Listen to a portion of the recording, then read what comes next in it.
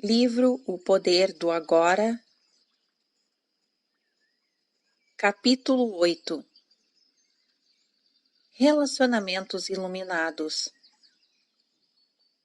Entre no agora onde quer que você esteja. Pergunta em destaque.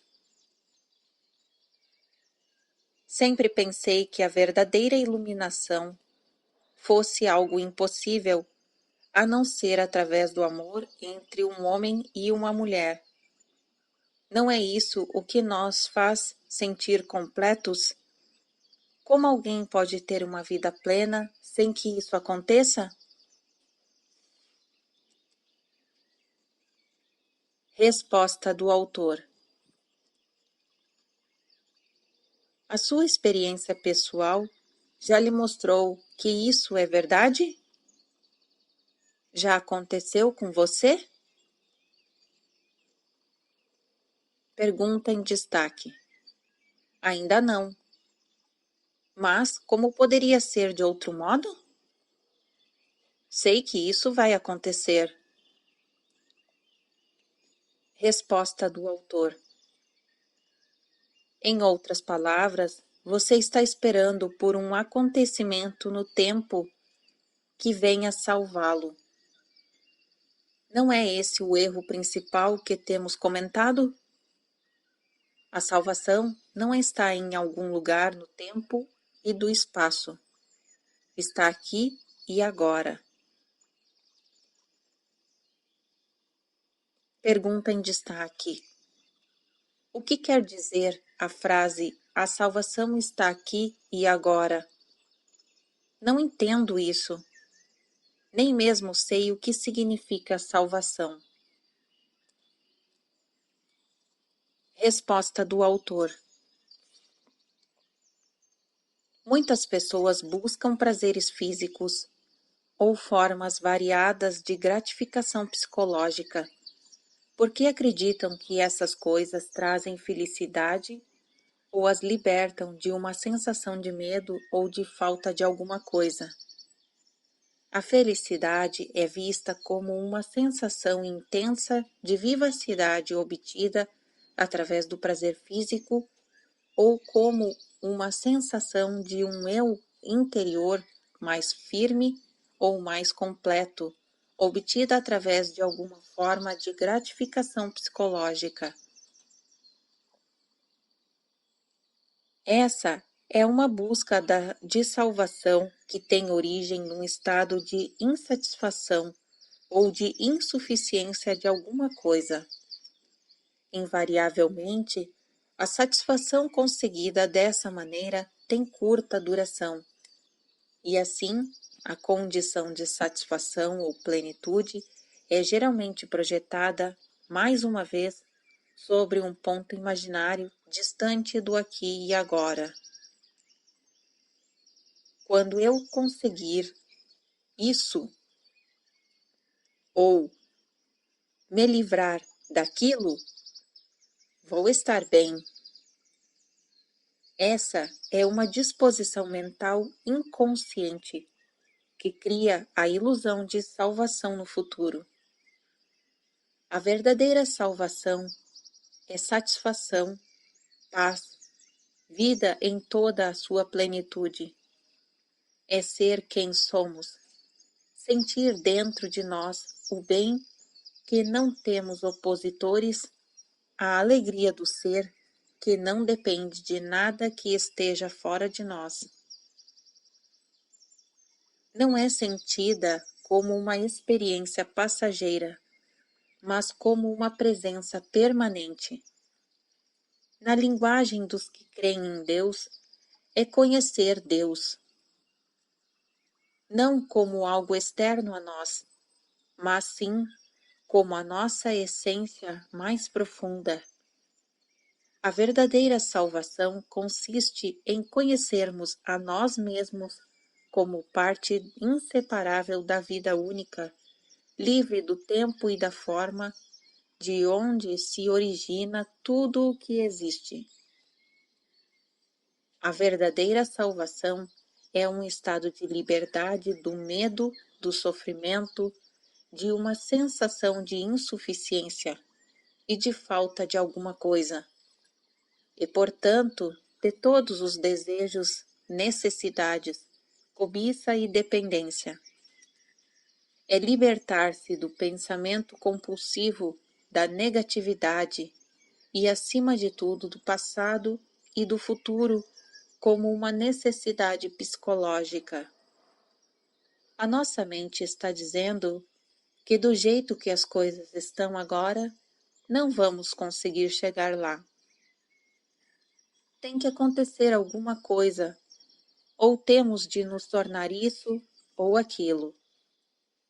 Ela está dizendo, na verdade, que precisamos do tempo, que precisamos encontrar, negociar, fazer, conseguir, adquirir, compreender ou nos tornar alguém antes de nos sentirmos livres e satisfeitos.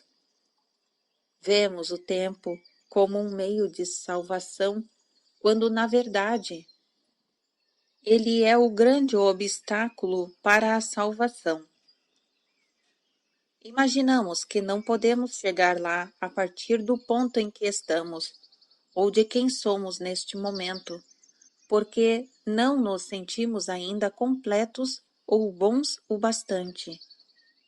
Mas a verdade é que o aqui e o agora é o único ponto de partida para poder chegar lá. Chegamos lá ao perceber que já estamos lá. Encontramos Deus no momento em que descobrimos que não precisamos procurar Deus. Portanto, não existe apenas um caminho para a salvação.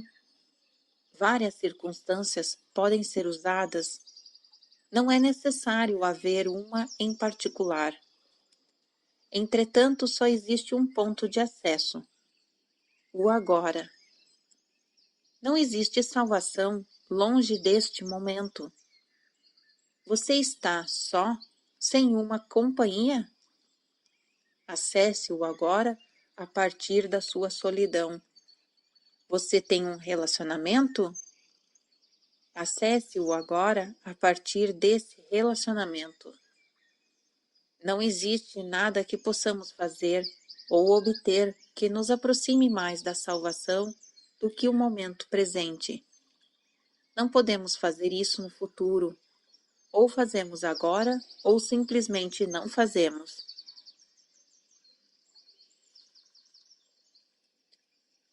Observação. Novamente, o autor apresenta o símbolo de pausa para você fazer uma reflexão sobre o texto.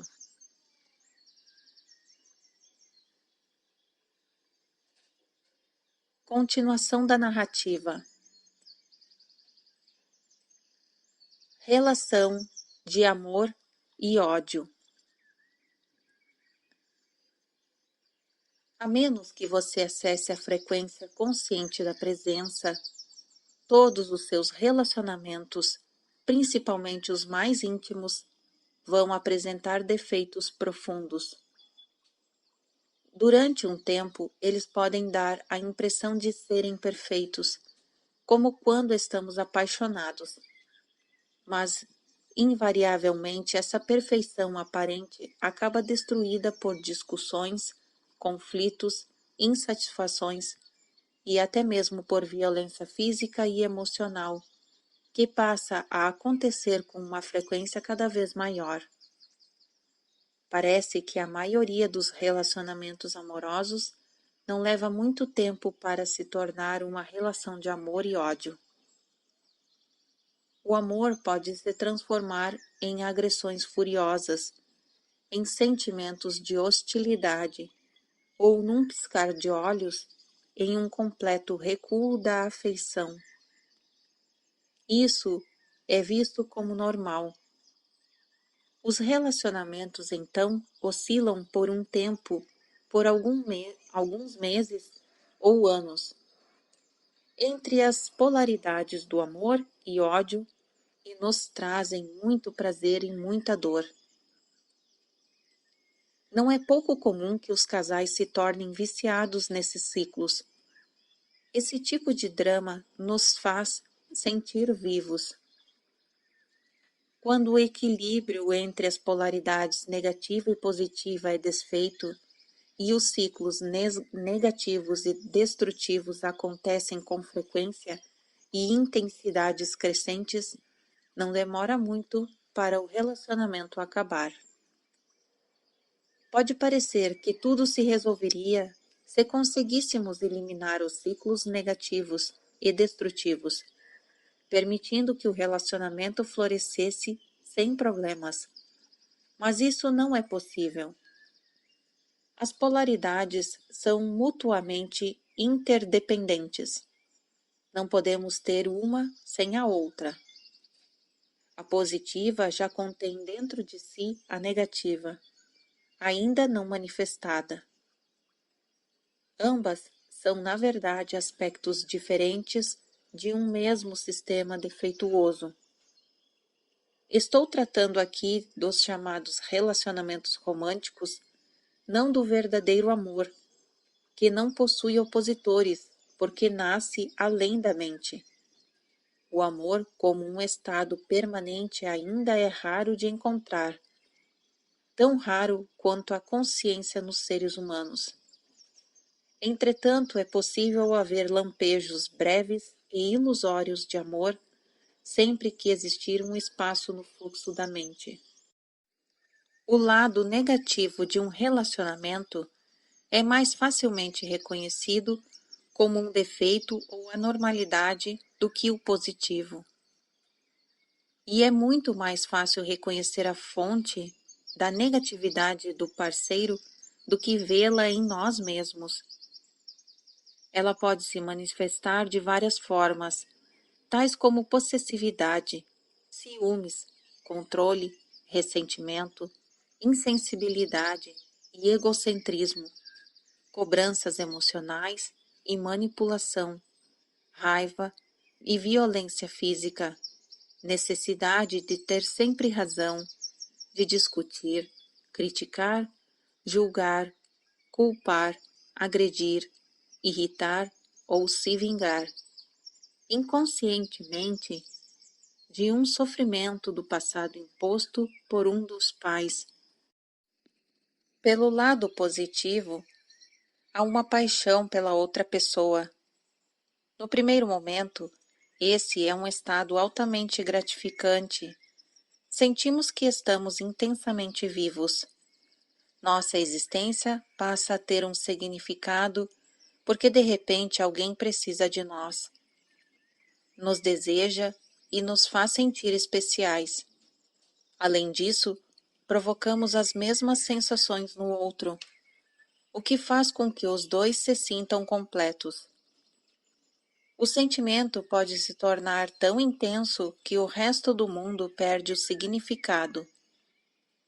Você deve ter percebido que existe uma certa dependência nessa intensidade. Ficamos viciados na outra pessoa, que age sobre nós como uma droga. Quando a droga está disponível, nos sentimos muito bem, mas a possibilidade, ainda que remota, de que ela não esteja mais ali, disponível para nós, pode levar ao ciúme, à possessividade, às tentativas de manipulação através de chantagem emocional, culpa ou acusações. O que no fundo é o medo da perda. Se a outra pessoa nos abandonar mesmo, pode fazer nascer a mais intensa hostilidade ou um profundo desespero. Em segundos, a ternura amorosa pode dar lugar à agressão selvagem ou a um desgosto terrível. Onde é que está o amor agora? Será que o amor pode se transformar no seu oposto em segundos? Será que era amor de verdade ou um vício, uma dependência?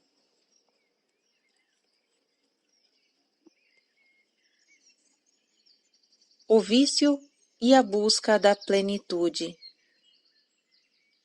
Pergunta em destaque: por que nos viciaríamos na outra pessoa?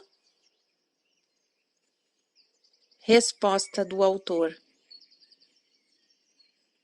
o desejo de ter um relacionamento amoroso é universal, porque as pessoas acreditam que a paixão, o amor, pode libertá-las do medo, da necessidade e do vazio que fazem parte da condição humana em seu estado de pecado e não iluminação.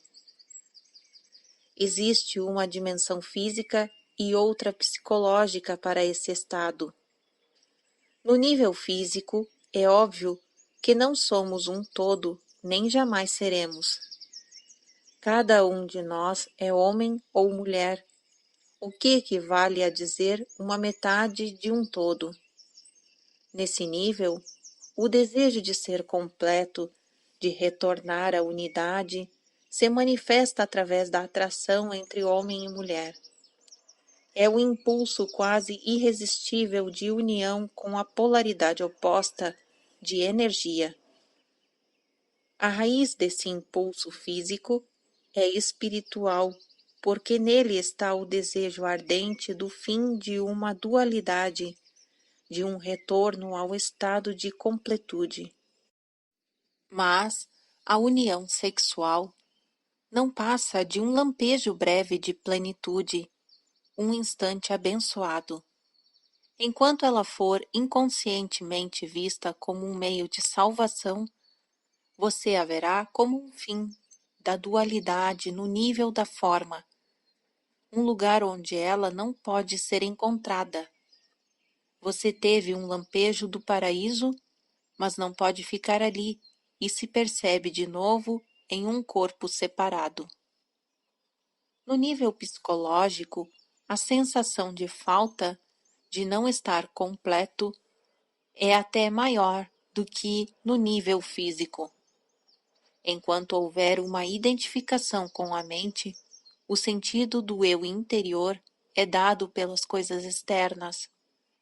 Isso significa que você extrai o sentido de quem você é de coisas que não tenha nada a ver com quem você realmente é, como o seu papel na sociedade, nas propriedades, sua aparência externa, seus sucessos e fracassos, seus sistemas de crenças, etc. Esse é o interior falso, o ego construído pela mente.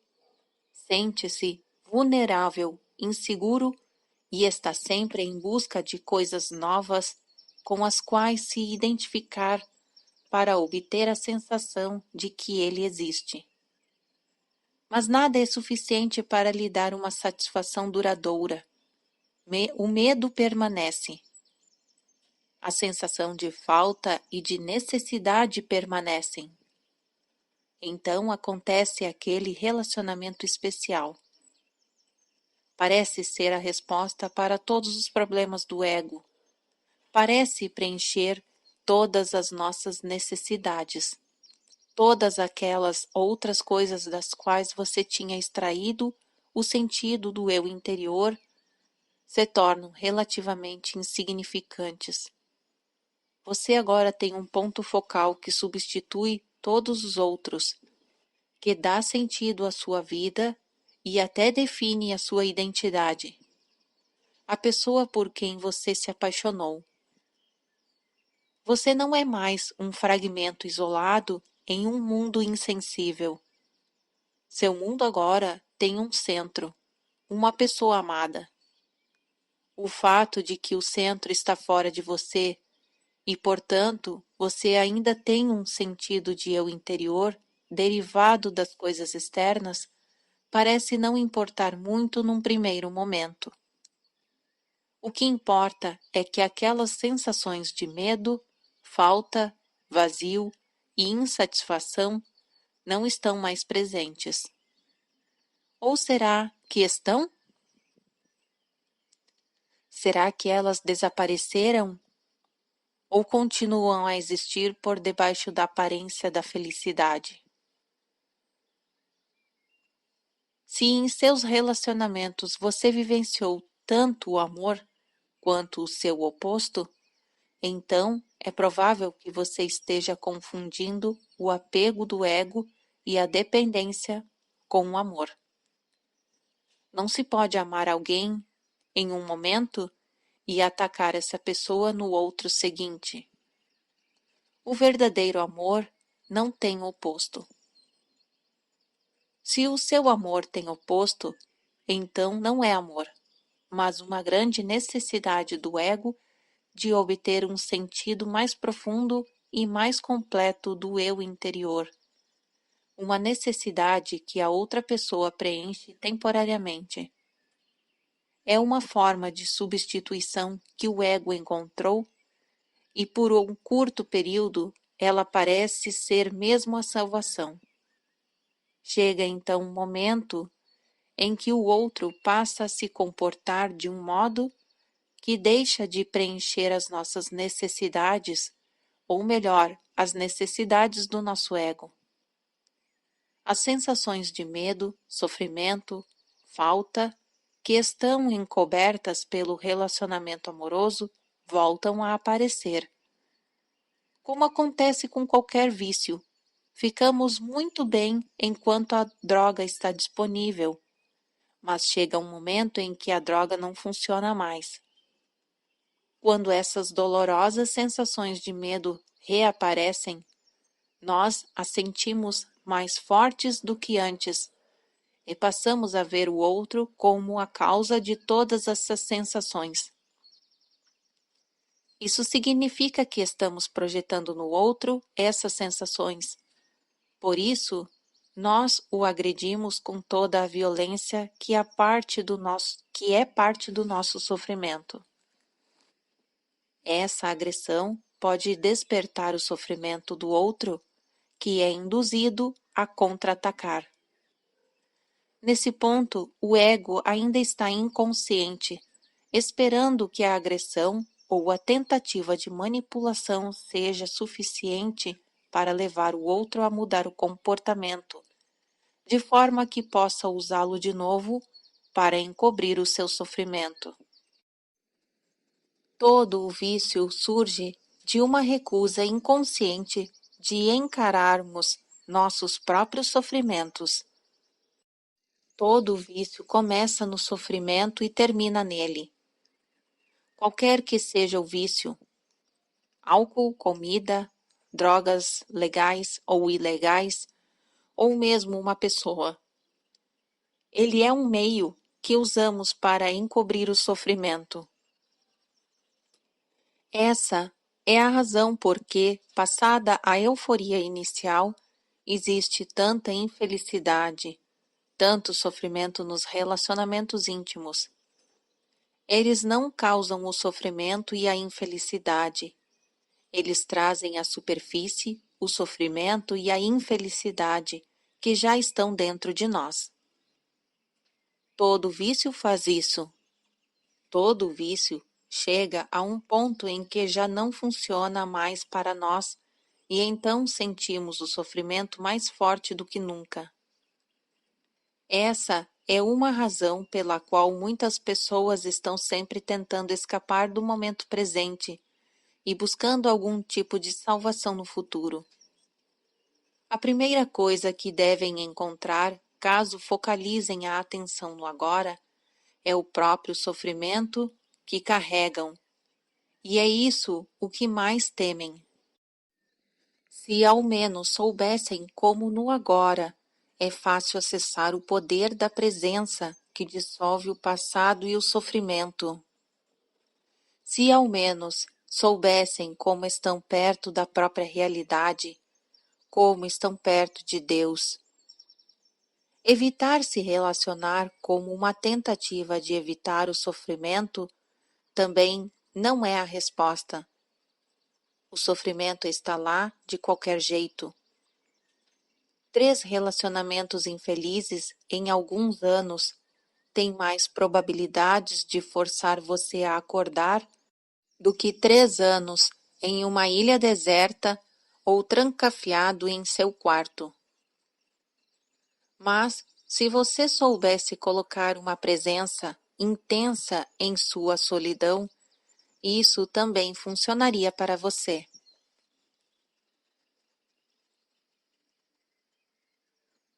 Observação.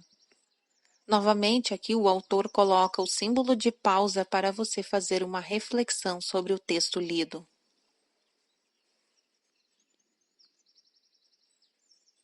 Continuação da narrativa. Transformando as relações viciadas em relações iluminadas. Pergunta em destaque. Podemos transformar um relacionamento viciado em um relacionamento verdadeiro?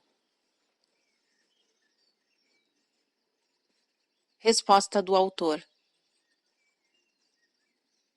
Sim, se estivermos presentes e aumentarmos a nossa presença, concentrando a atenção cada vez mais fundo no agora.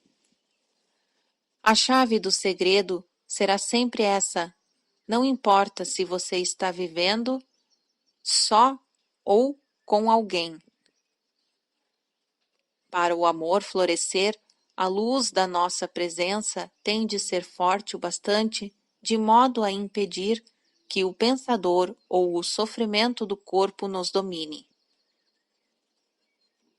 Saber que cada um de nós é o ser por baixo do pensador, a serenidade por baixo do barulho mental, o amor e a alegria por baixo da dor, significa liberdade, salvação e iluminação. Por fim, a identificação com o sofrimento do corpo é trazer a presença para o sofrimento e assim transformá-lo. Por fim, a identificação com o pensamento é ser o observador silencioso dos próprios pensamentos e atitudes, em especial dos padrões repetitivos gerados pela mente e dos papéis desempenhados pelo ego. Se pararmos de injetar autossuficiência na mente, ela perde sua qualidade compulsiva, que é o seu impulso para julgar, e desse modo criar uma resistência ao que é, dando origem a conflitos, tragédias e novos sofrimentos. Na verdade, no momento em que paramos de julgar, no instante em que aceitamos aquilo que é, nos livramos da mente e abrimos espaço para o amor, para a alegria e para a paz. Em primeiro lugar, paramos de nos julgar, depois paramos de julgar o outro. O grande elemento catalisador para mudarmos um relacionamento é a completa aceitação do outro do jeito que ele é, sem querermos julgar ou modificar nada. Isso nos leva imediatamente para além do ego. No momento, todos os jogos mentais e todas as dependências viciadas deixam de existir. Não existe mais vítima nem agressor, acusador nem acusado. Esse é também o fim da dependência de uma atração pelo padrão inconsciente do outro. Você então ou vai se afastar com o amor, ou penetrar cada vez mais fundo no agora, junto com o outro. É simplesmente assim. O amor é um estado do ser. Não está do lado de fora. Está bem lá dentro de nós. Não temos como perdê-lo, e ele não consegue nos deixar. Não depende de um outro corpo, de nenhuma forma externa. Na serenidade do estado de presença, podemos sentir a nossa própria realidade sem forma e sem tempo, que é a vida não manifesta que dá vitalidade à nossa forma física. Conseguimos então sentir essa mesma vida lá no fundo de outro ser humano, de cada criatura. Conseguimos enxergar além do véu opaco da forma e da desunião. Essa é a realização da unidade. Isso é amor. O que é Deus? A eterna vida única debaixo de todas as formas de vida. O que é o amor? Sentir profundamente a presença dessa vida única em nós e dentro de todas as criaturas. Portanto, todo amor é o amor de Deus.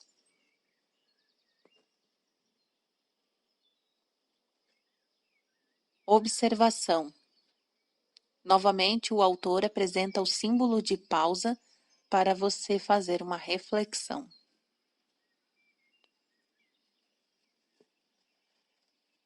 O amor não é seletivo, assim como a luz do sol não é seletiva, não torna ninguém especial, não é exclusivo. A exclusividade não tem a ver com o amor de Deus, mas com o amor do ego. Entretanto, a intensidade do amor pode variar. Pode haver uma pessoa que atue com um espelho do amor que você dirige a ela e que o devolve de modo mais claro e mais intenso do que outras. E essa pessoa sente o mesmo em relação a você.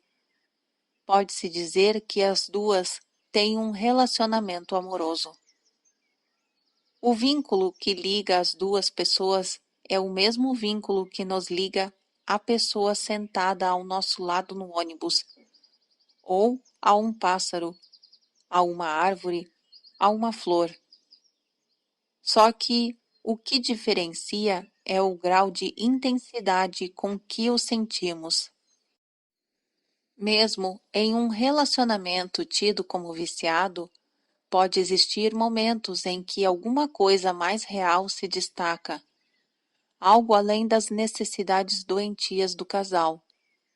São momentos em que a sua mente e a do outro cedem por um curto período e o sofrimento do corpo fica temporariamente adormecido. Isso pode acontecer durante uma relação física mais intensa ou quando o casal está presenciando o milagre do nascimento de uma criança, ou na presença da morte, ou quando um dos dois está seriamente doente, ou qualquer coisa que faça a mente perder a força. Nessas ocasiões, o ser, normalmente escondido debaixo da mente, se revela e torna possível o verdadeiro entendimento. O verdadeiro entendimento é uma comunhão, a realização da unidade, que é o amor. Normalmente, esse entendimento desaparece rapidamente, tão logo a mente e a identificação da mente reaparecem, deixando de ser quem somos, e voltamos a brincar e a representar para satisfazer as necessidades do ego. Voltamos de novo a ser uma mente humana fingindo ser um ser humano, interagindo com outra mente, representando um drama chamado amor.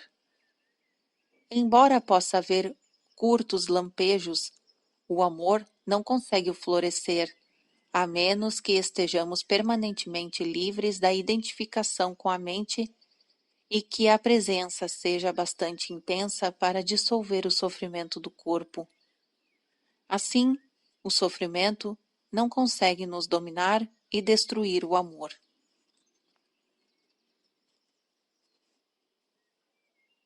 Relacionamentos como prática espiritual. Quando a mente e todas as estruturas sociais, políticas e econômicas que ela criou entra no estágio final de colapso, os relacionamentos entre homens e mulheres refletem o profundo estado de crise no qual a humanidade se encontra atualmente. Como os seres humanos têm se identificado cada vez mais com a mente, a maioria dos relacionamentos não tem as raízes fincadas no ser. Por isso, se transformam em fonte de sofrimento e passam a ser dominados por problemas e conflitos. Nos dias de hoje, milhões de pessoas vivem sós e criam os filhos sozinhas por se sentirem incapazes de estabelecer um relacionamento íntimo ou por não desejarem repetir os dramas doentios de relações anteriores. Outras passam de um relacionamento para outro, de um ciclo de prazer e dor para outro, em busca de uma satisfação ilusória através da união com a polaridade de energia oposta. Outras continuam a viver juntas em um relacionamento em que prevalece a negatividade, em nome dos filhos ou da segurança, pela força do hábito, por medo de ficarem sós, por algum outro acordo vantajoso para o casal, ou até mesmo pelo vício inconsciente da excitação provocada pelo sofrimento ou drama emocional. Porém, toda crise representa não só perigo, mas também oportunidade. Se os relacionamentos energizam e elevam os padrões da mente egóica e ativam o sofrimento do corpo, como está acontecendo agora, por que não aceitar esse fato em vez de tentar escapar dele? Por que não cooperar com ele em vez de evitar relacionamentos ou continuar a perseguir a ilusão de uma companhia ideal como uma resposta para os problemas ou um meio de encontrar satisfação? A oportunidade escondida dentro de cada crise não se manifesta até que sejam conhecidos e aceitos todos os fatos de qualquer tipo relacionados a uma situação. Enquanto você negá-los, tentar fugir deles ou desejar que as coisas sejam diferentes, a janela da oportunidade não se abre e você permanece preso àquela situação que vai continuar a mesma ou vai se deteriorar mais adiante. O conhecimento e a aceitação dos fatos trazem também um certo grau de distanciamento deles. Por exemplo, quando você sabe que existe desarmonia e retém esse saber, isso significa que surgiu um novo fator através do seu saber e que a desarmonia não poderá se manter inalterada. Quando você sabe que não está em paz, o seu saber cria um espaço de serenidade que envolve a falta de paz em um abraço terno e amoroso, e então transforma a falta de paz em paz. No que se refere à transformação interior, não há nada que você possa fazer a respeito. Você não pode transformar a si mesmo, e é claro que não pode transformar seu companheiro ou qualquer pessoa. Tudo o que você pode fazer é criar um espaço para a transformação acontecer, para a graça e o amor penetrarem.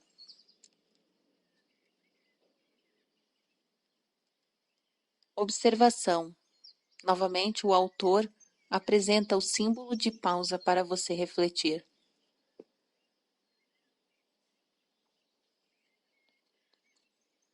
Continuação da narrativa. Portanto, sempre que o seu relacionamento não estiver bom, sempre que fizer aflorar a loucura em você e em seu parceiro, fique feliz. O que estava inconsciente está vindo à luz. É uma chance de salvação. Sustente a cada instante o saber de cada momento, em especial o do seu estado interior. Se houver raiva, saiba que é raiva.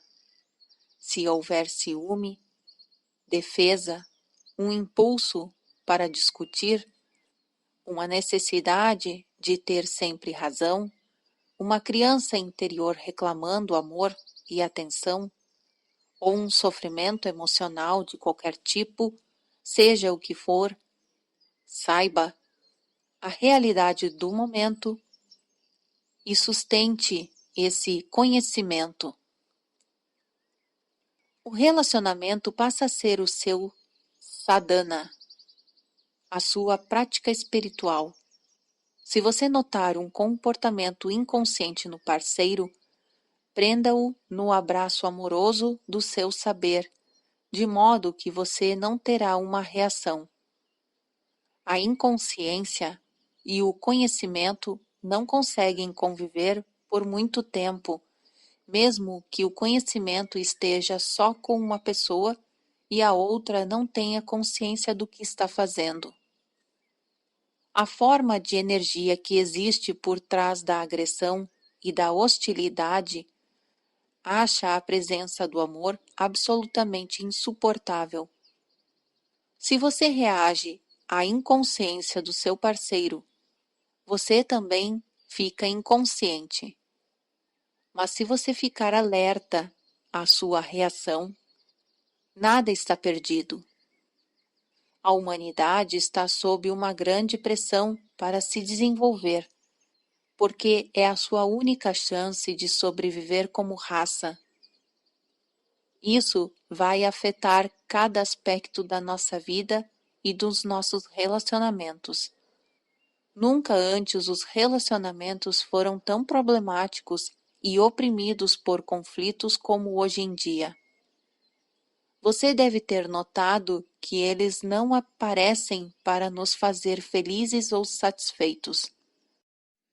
Se você continuar buscando um relacionamento como forma de salvação, vai se desiludir cada vez mais.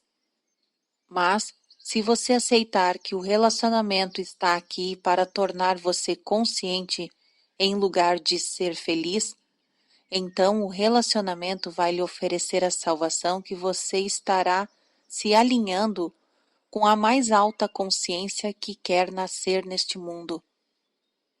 Para os que se mantiverem apegados aos padrões antigos, haverá cada vez mais sofrimento, violência, confusão e loucura. Texto em destaque. Suponho que seja necessárias duas pessoas para transformar um relacionamento em uma prática espiritual conforme você sugeriu. O meu parceiro, por exemplo, continua em suas antigas atitudes de ciúme e controle.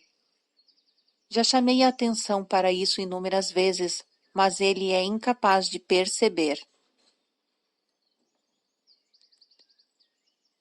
Resposta do autor. Quantas pessoas são necessárias para transformar a sua vida em uma prática espiritual? Não se incomode caso o parceiro não queira cooperar. É através de você que a sanidade, ou seja, a consciência, consegue chegar a este mundo.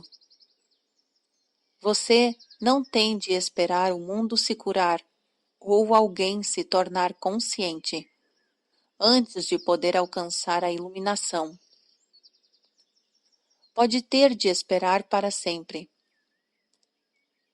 Não acuse o outro de não ter consciência. No momento em que a discussão começar, é sinal de que você passou a se identificar com uma posição mental e a defender não só aquela posição, mas também o seu sentido do eu interior. O ego está no comando. Você acabou de ficar inconsciente. Às vezes, isso pode servir para apontar certos aspectos do comportamento do parceiro. Se você estiver muito alerta, muito presente, pode agir sem o envolvimento do ego, sem culpar, acusar ou fazer o outro se sentir errado. Se o outro se comportar de modo inconsciente, abandone qualquer julgamento.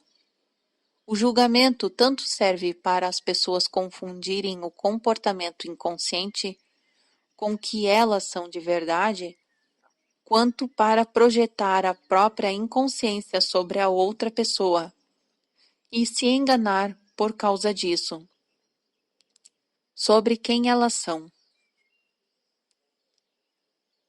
Abandonar qualquer julgamento não significa não reconhecer a disfunção e a inconsciência quando se deparar com ela. Significa ser o saber e não ser a reação e o juiz. Você não vai querer reagir ou poderá reagir e ainda assim ser o saber, o espaço no qual a reação é observada e onde ela se permite existir. Em vez de brigar com o escuro, você traz a luz. Em vez de reagir a uma desilusão, você vê a desilusão, mas, ao mesmo tempo, enxerga através dela. Ser o saber cria um espaço nítido de presença amorosa que permite a todas as coisas e pessoas serem como são. Não existe maior catalisador para que a transformação aconteça. Se você adotar essa prática, o outro não conseguirá ficar com você e permanecer inconsciente. Se os dois concordarem em fazer do relacionamento uma prática espiritual do casal, tanto melhor. Podem contar ao outro os pensamentos e sentimentos tão logo apareçam, ou assim que uma reação desponte, de forma que não haja tempo para surgir um espaço em que uma emoção não dita ou desconhecida ou uma queixa possam se agravar e se desenvolver. Aprenda a expressar os seus sentimentos sem culpar ninguém. Aprenda a ouvir o parceiro de um modo aberto, sem reservas. Dê ao parceiro espaço para se expressar. Esteja presente. Acusar, defender, atacar, todos esses padrões destinados a fortalecer ou proteger o ego ou a entender as necessidades dele irão se tornar supérfluos. Dar espaço aos outros e a si mesmo é fundamental. O amor não consegue florescer sem isso. Quando você tiver removido os dois fatores que destroem os relacionamentos e o seu parceiro tiver feito o mesmo, vocês vão sentir a alegria do desabrochar dos relacionamentos. Em vez de refletir o sofrimento e a inconsciência, em vez de satisfazer as necessidades mútuas viciadas do ego, vocês vão refletir para o outro o amor que sentem lá no fundo, que surge com a realização da unidade de cada ser com tudo o que existe. Esse é o amor que não tem opositores. Se o seu parceiro continua identificado com a mente e com o sofrimento, mas você já se libertou deles, vai ser um grande desafio. Não para você, mas para ele. Não é fácil conviver com uma pessoa iluminada, ou melhor, é tão fácil que o ego acha extremamente ameaçador. Lembre-se de que o ego precisa de problemas, disputas e inimigos para fortalecer o seu sentido de separação, de onde tira sua identidade. A mente do parceiro não iluminado ficará profundamente frustrada porque não encontrará resistência às suas posições rígidas, o que significa que ela vai se tornar insegura e enfraquecida, além do perigo de essas posições desabarem todas juntas, resultando na perda do eu interior. O sofrimento do corpo pedirá uma resposta, mas não irá obtê-la. Sua necessidade de discussões, dramas e disputas não será atendida. Mas atenção, algumas pessoas que são fechadas, retraídas, insensíveis ou distanciadas dos sentimentos podem imaginar que são iluminadas e tentar convencer os outros disso. Elas podem sustentar que não existe nada errado com elas e que o erro está no parceiro. Os homens têm mais tendência a agir assim do que as mulheres. Talvez vejam suas mulheres como irracionais ou emocionais. Mas, se você consegue sentir suas emoções, não está muito distante do radiante eu interior que está logo ali sob elas. Se você age mais com a cabeça, a distância é muito maior e você vai precisar colocar emoção no corpo antes de poder alcançar o corpo interior. Se não houver uma emanação de amor e de alegria, uma presença completa e uma abertura na direção de todos os seres, então não é iluminação. Outro fator indicativo é o modo como a pessoa se comporta em situações difíceis ou desafiadoras, ou quando as coisas vão mal. Se a sua iluminação é uma ilusão egóica do eu interior, a vida vai logo lhe aprontar um desafio que fará aflorar a inconsciência sob qualquer forma de medo, raiva, defesa, julgamento, depressão, etc. Se você estiver em um relacionamento, muitos desses desafios vão se manifestar através do seu parceiro. Por exemplo, uma mulher pode ser desafiada por um homem indiferente que vive quase exclusivamente em seu próprio mundo. O desafio está na inabilidade dele em ouvi-la, em dar a ela a atenção e espaço para ser alguém decorrente da falta de presença dele. A ausência de amor no relacionamento, que normalmente é mais percebida pela mulher do que pelo homem, vai desencadear o sofrimento da mulher. Através dele, ela vai atacar o parceiro, culpando-o, criticando-o, atribuindo-lhe o erro, etc. Agora, o desafio passou a ser dele. Para se defender contra a agressão desencadeada pelo sofrimento dela, que considera totalmente sem razão, ele vai se aferrar cada vez mais às suas posições mentais, enquanto se justificar, se defender ou contra-atacar. Isso, no fim, pode até mesmo vir a ativar o sofrimento dele. Quando as duas partes foram dominadas, é sinal de que atingiram um nível de profunda inconsciência. Isso não vai ceder até que as duas partes tenham se abastecido de muito mais sofrimento e entrando então no estágio de calmaria, até que tudo volte a acontecer. Cada desafio, como o que descrevi acima, contém uma oportunidade disfarçada para atingirmos a salvação.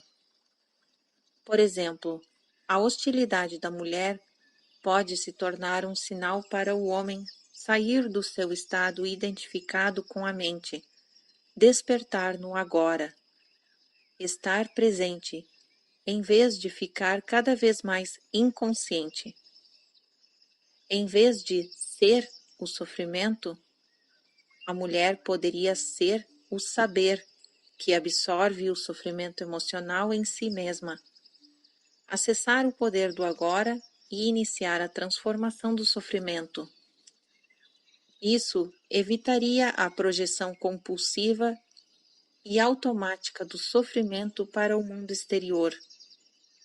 Ela poderia expressar os seus sentimentos para o seu parceiro. Naturalmente, não há uma garantia de que ele vá escutar, mas é uma boa oportunidade para ele se tornar presente e quebrar o ciclo doentio de uma representação involuntária de seus velhos padrões mentais.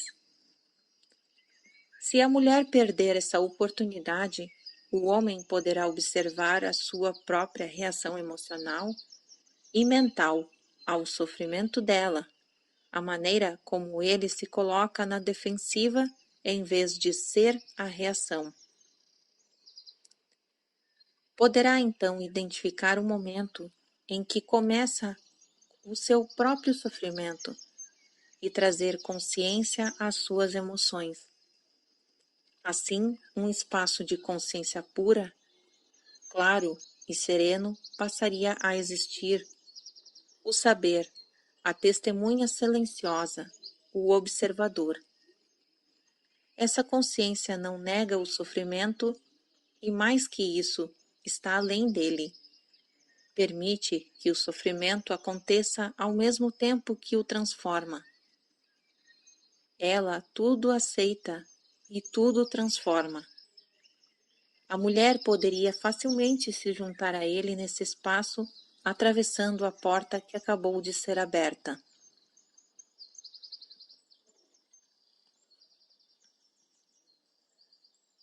Por que as mulheres estão mais próximas da iluminação?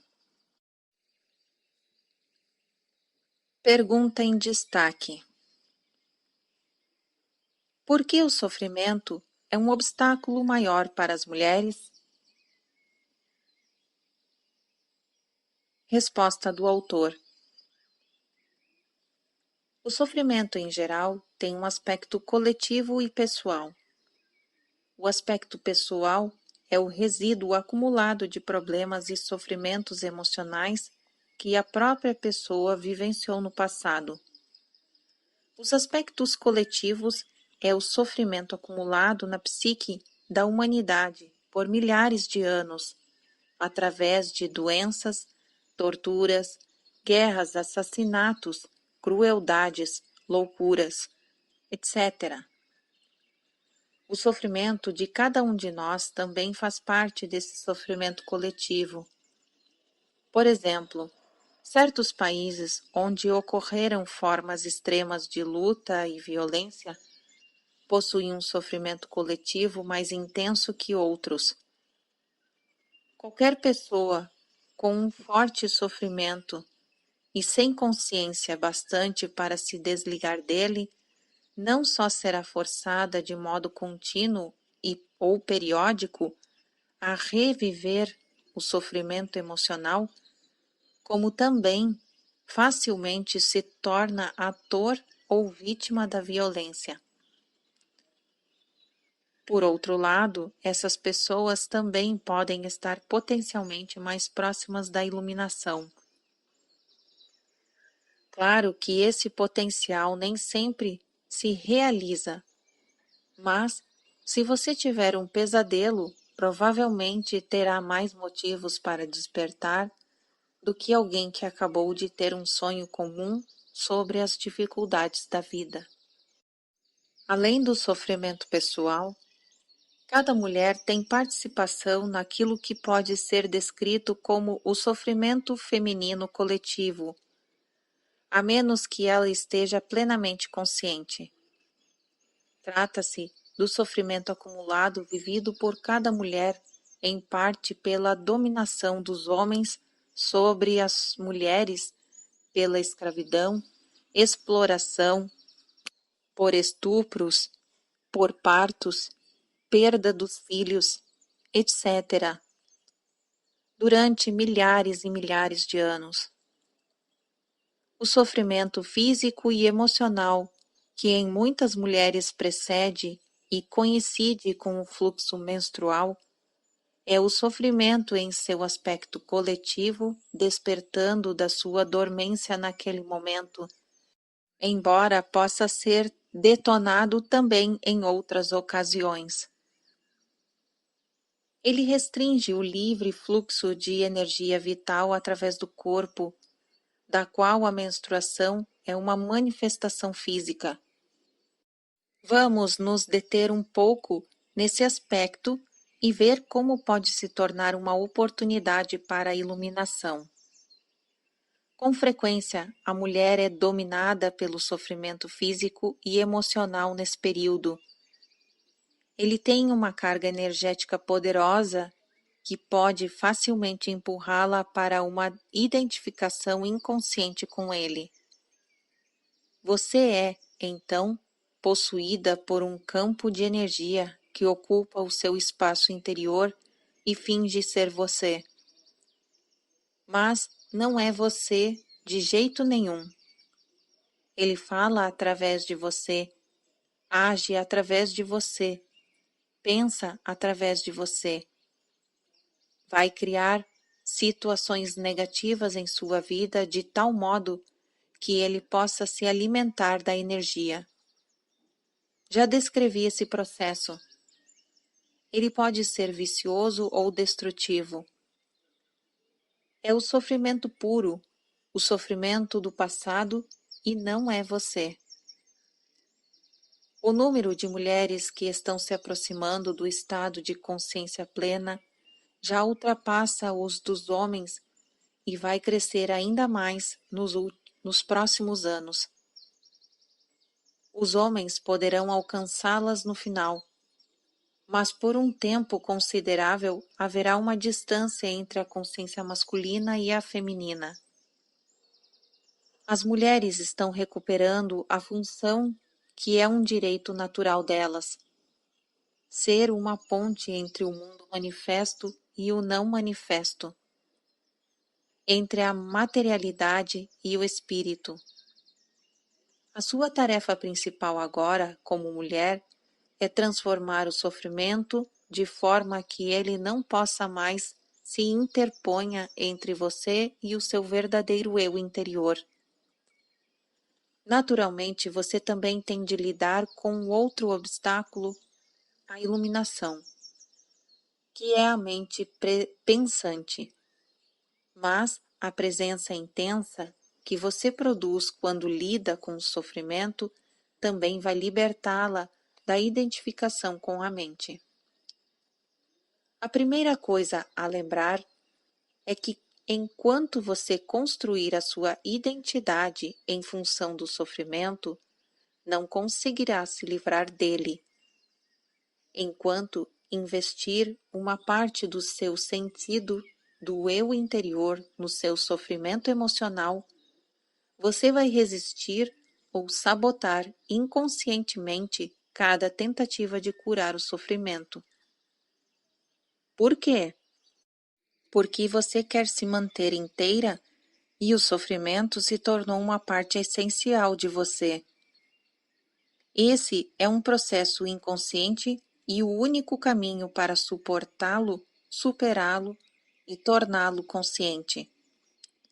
Perceber de repente que você está ou tem estado presa ao sofrimento pode lhe causar um choque. No momento em que você percebe isso, você acabou de romper com uma ligação. O sofrimento é um campo de energia quase como uma entidade que se alojou temporariamente no seu espaço interior. É a energia da vida que foi aprisionada, uma energia que não está mais fluindo. Claro que o sofrimento está ali por causa de certas coisas que aconteceram no passado. Ele é o passado vivo em você. E se você se identifica com ele, se identifica com o passado. Uma identidade vítima acredita que o passado é mais poderoso do que o presente, o que não é verdade. É a crença de que outras pessoas e o que fizeram a você são responsáveis pelo que você é hoje, pelo seu sofrimento emocional ou por sua incapacidade de ser o verdadeiro eu interior. A verdade é que o único poder está bem aqui neste momento, o poder da sua presença. Uma vez que saiba disso, perceberá também que só você é responsável pelo seu espaço interior neste momento e que o passado não consegue prevalecer sobre o poder do agora. Observação. Novamente o símbolo de pausa para você refletir. Continuação da narrativa. Portanto, a identificação impede você de lidar com o sofrimento. Algumas mulheres conscientes o bastante para abandonar a identidade de vítima no nível pessoal ainda estão presas a uma identidade coletiva de vítima que atribuem ao que os homens fizeram às mulheres. Elas estão certas, mas também estão erradas. Estão certas porque o sofrimento coletivo feminino é, em grande parte, decorrência da violência masculina infligida às mulheres, bem como a repressão dos princípios femininos por todo o planeta durante milênios. Estão erradas se extraírem o sentido do eu interior desse fato e assim se mantiverem aprisionadas em uma identidade coletiva de vítima. Se uma mulher continua agarrada à raiva, a ressentimentos ou condenações, ela continua agarrada ao seu sofrimento.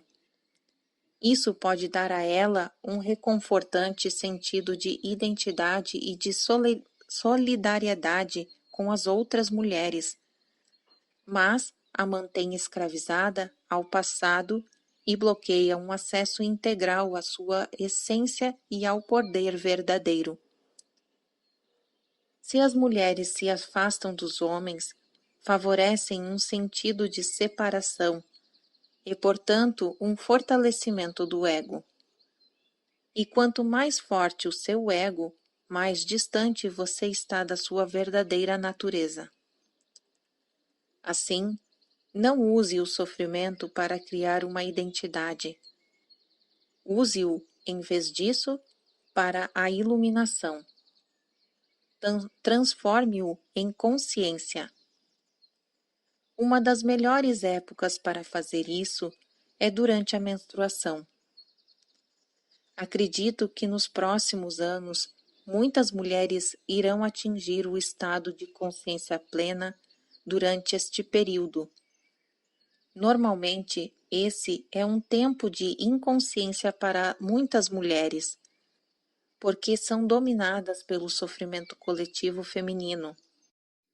Entretanto, você pode reverter isso uma vez que tenha alcançado um determinado nível de consciência e assim, em vez de tornar inconsciente, você fica mais consciente.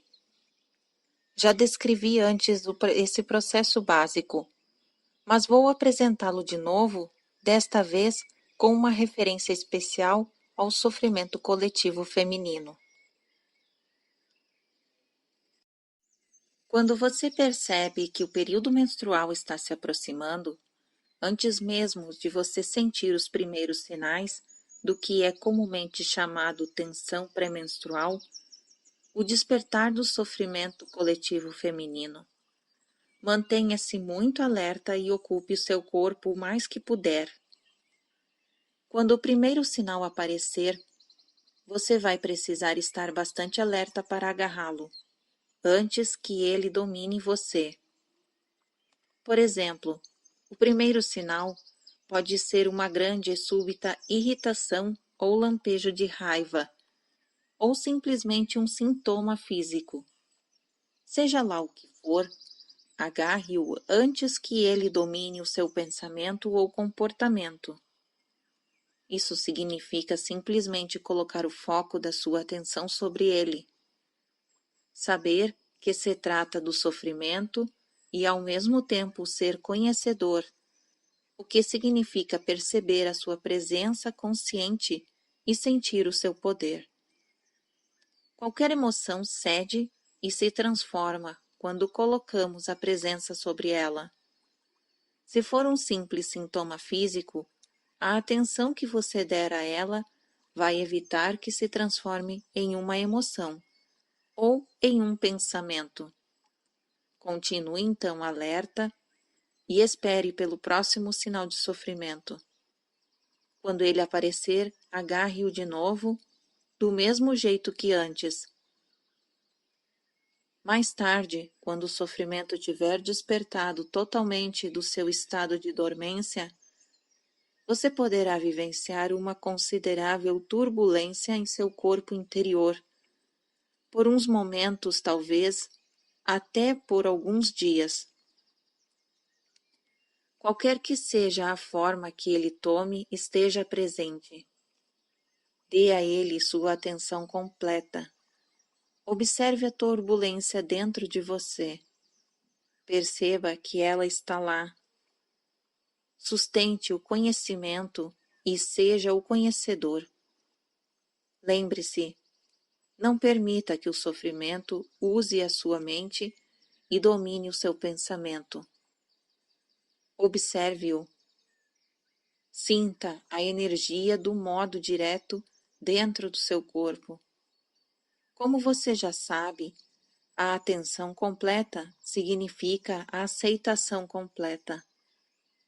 Através de uma atenção contínua e, portanto, da aceitação, vem a transformação. O sofrimento se transforma em uma consciência radiante, assim como um pedaço de lenha colocado dentro do fogo e se transforma em fogo. A menstruação irá então se tornar não só uma expressão de alegria e realização da sua feminilidade, mas também um tempo sagrado de transformação. Quando você faz nascer uma nova consciência, a sua verdadeira natureza então reluz lá fora, tanto em seu aspecto feminino como a deusa, quanto em seu aspecto transcendental do ser, que ultrapassa a dualidade masculino-feminino. Se o seu parceiro for consciente, pode ajudar você a praticar o que acabei de descrever, sustentando a frequência da intensa presença nessa hora em especial. Se ele permanecer presente, sempre que você voltar a se identificar inconscientemente com o sofrimento, o que pode e vai acontecer a princípio, você será capaz de se juntar rapidamente a ele no estado de presença. Isso significa que sempre que o sofrimento dominar você, seja durante a menstruação ou em outras ocasiões, o seu parceiro não vai confundi-lo com quem você é. Mesmo que o sofrimento ataque como provavelmente acontecerá, ele não vai reagir como se fosse você, nem se retirar ou apresentar algum tipo de defesa. Ele vai sustentar o espaço da presença intensa. Nada mais é necessário para a transformação. Outras vezes, você será capaz de fazer o mesmo por ele ou de ajudá-lo a recuperar a consciência, retirando-a da mente ao desviar a atenção para o aqui e agora, quando ele ficar identificado com o pensamento. Assim, um campo permanente de energia de alta frequência vai aparecer entre vocês. Nenhuma ilusão, sofrimento, disputa, nada que não seja vocês, nada que não seja amor, pode sobreviver dentro dele. Isso significa a realização do divino, o próprio transpessoal do seu relacionamento. Desistindo do relacionamento consigo mesmo. Pergunta em destaque. Quando alguém está plenamente consciente, será que tem a necessidade de um relacionamento? Um homem ainda se sentirá atraído por uma mulher? Uma mulher se sentirá incompleta sem um homem? Resposta do autor. Iluminado ou não, no nível da sua identidade com a forma, você não está completo. Você é a metade do todo. E isso é percebido como a atração homem-mulher, ou movimento em direção à polaridade oposta da energia. Não importa qual seja o seu nível de consciência. Mas, nesse estado de conexão interior, você percebe essa atração em algum lugar sobre a superfície ou na periferia da sua vida. O universo inteiro parece as ondas e marolas sobre a superfície de um oceano imenso e profundo. Você é esse oceano e, naturalmente, também é a marola, mas uma marola que percebeu a sua verdadeira identidade como o oceano e sabe que, em comparação a essa vastidão e profundidade, o mundo das ondas e marolas não é assim tão importante.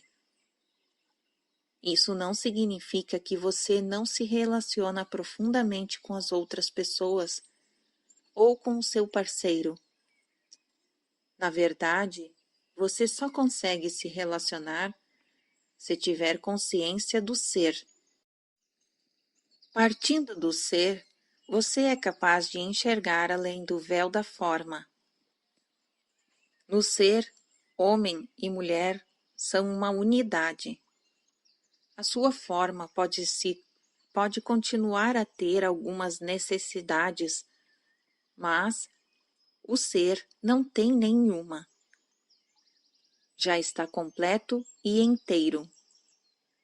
Se essas necessidades forem preenchidas, será ótimo, mas não faz diferença para o seu estado interior mais profundo.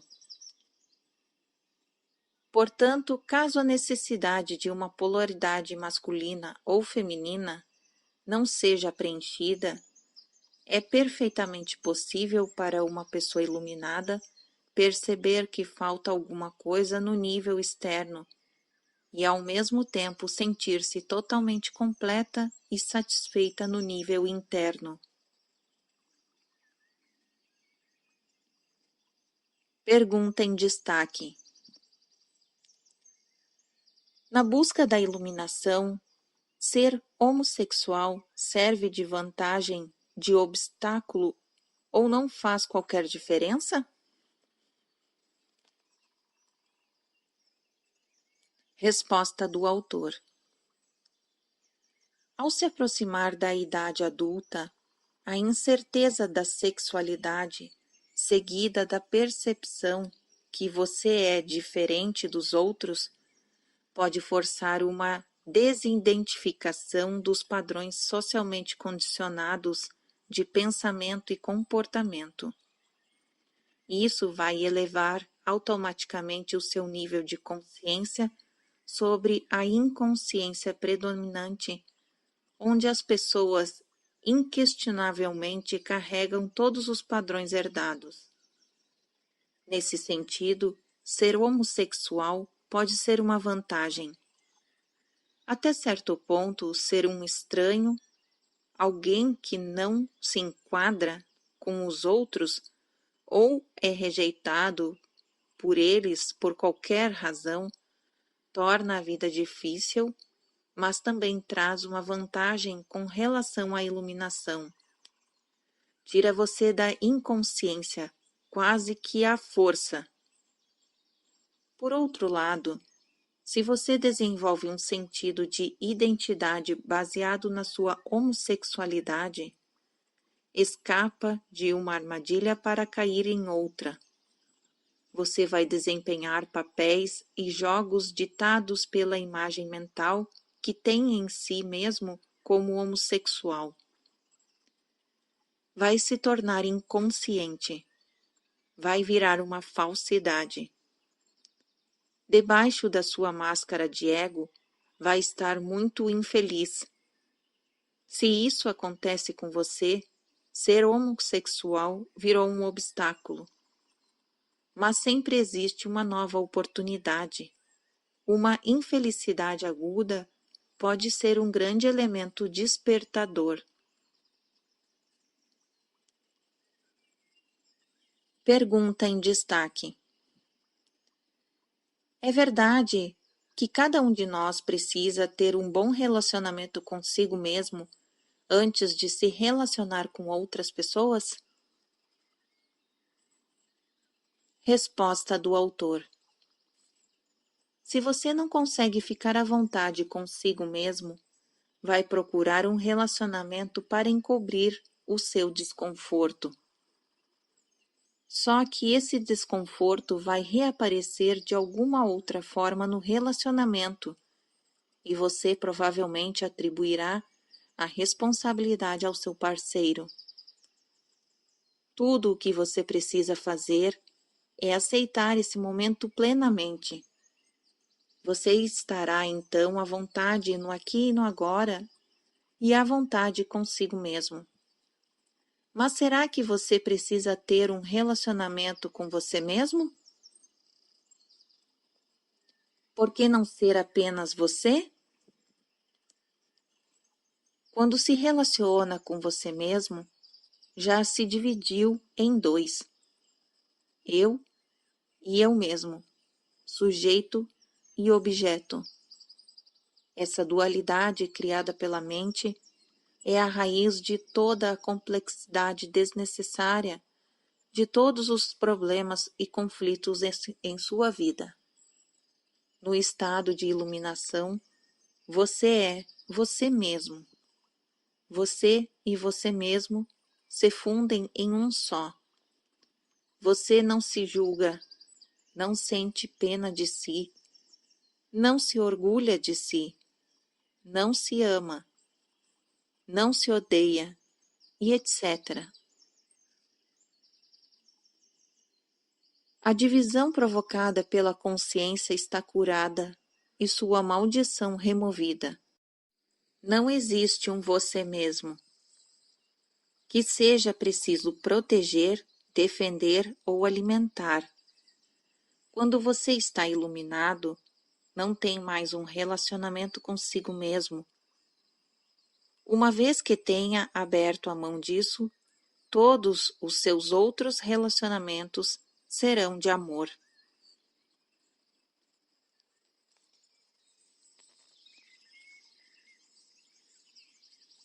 Fim do capítulo 8.